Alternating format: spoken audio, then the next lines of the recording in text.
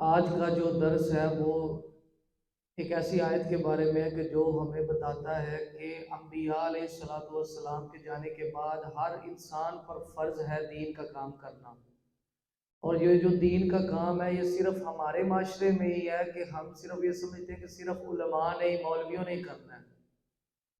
حالانکہ دین کا کام کرنے کے لیے اگر کوئی انسان جس نے لا الہ الا اللہ محمد الرسول اللہ پڑھا ہے وہ بھی یہ کام کر سکتا ہے۔ فرق کیا ہے مولوی، عالم اور عام بندے میں؟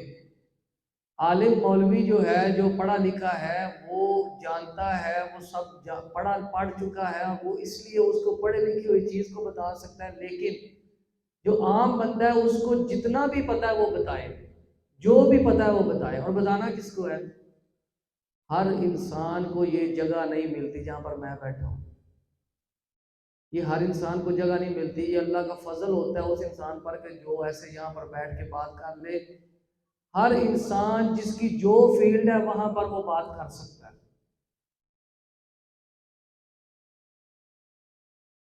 مثال کے طور پر اگر کوئی اسکول یا کالج میں پڑھتا ہے تو وہ اپنے دوستوں کو سمجھائے گا۔ کیا سمجھائے گا؟ اگر کوئی برائی کر رہا ہے تو اس کو روکے۔ گھر کا جو سربراہ ہے وہ اپنے بچوں کو، اپنی بیوی کو سمجھائے۔ آپ اگر کاروبار کام کر رہے ہیں تو آپ ادھر سمجھائیں، سفر میں ہیں تو سفر میں سمجھائیں۔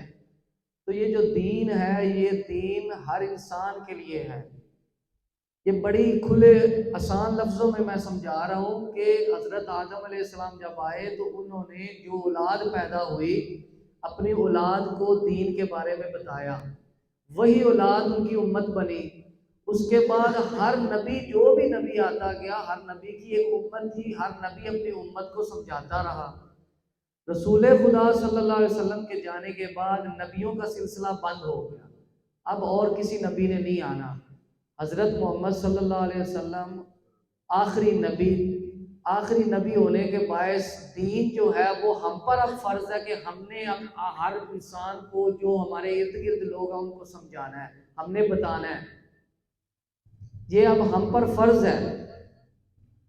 اور زیادہ تر لوگ ایسے ہیں جو یہ سمجھتے ہیں کہ یہ فرض ہی نہیں ہے، حالانکہ دین فرض ہے سمجھانا، یہ تبلیغ فرض ہے۔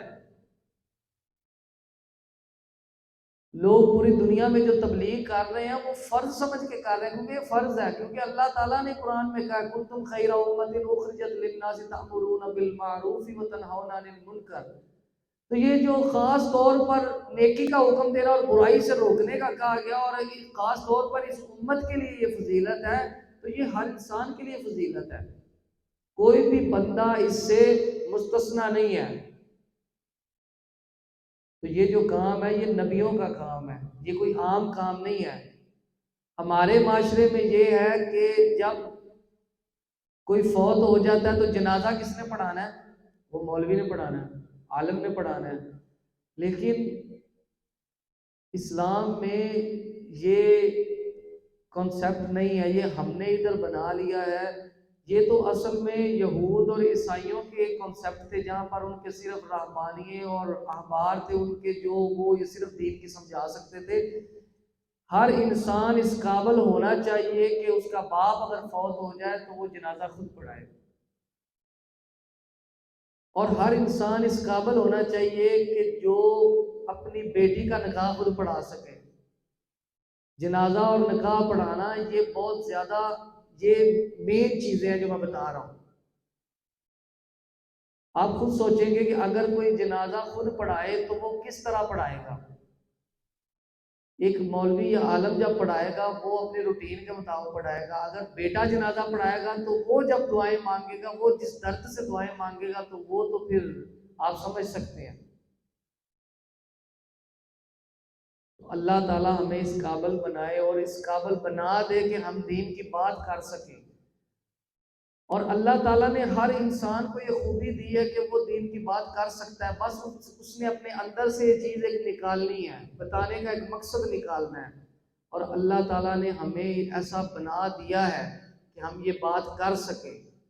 تو اللہ تعالیٰ ہمیں اپنے ہر فیلڈ میں جس جگہ پر ہم موجود ہیں، جس مقام پر ہم موجود ہیں، چاہے وہ گھر میں ہیں، چاہے سفر میں ہیں، یا چاہے دوستوں میں ہیں، کہیں بھی ہیں، ہم دین کی بات کر سکیں، تاکہ ہم کل اللہ کے سامنے پیش ہوں اور پیش ہو کے یہ حق ادا کر سکیں کہ یا اللہ پروردگار، ہم کچھ نہ کچھ کہہ کے آئے ہیں، ہم تیری بات کر کے آئے ہیں اور تیرے دین کے لیے کچھ نہ کچھ کر کے آئے ہیں، اور اللہ ہمیں اپنی رحمت میں رکھتے ہوئے ہمیں اسی کے بدلے جنت میں جگہ عطا فرما دے، آمین۔ وآخر دعوانا الحمدللہ رب العالمین۔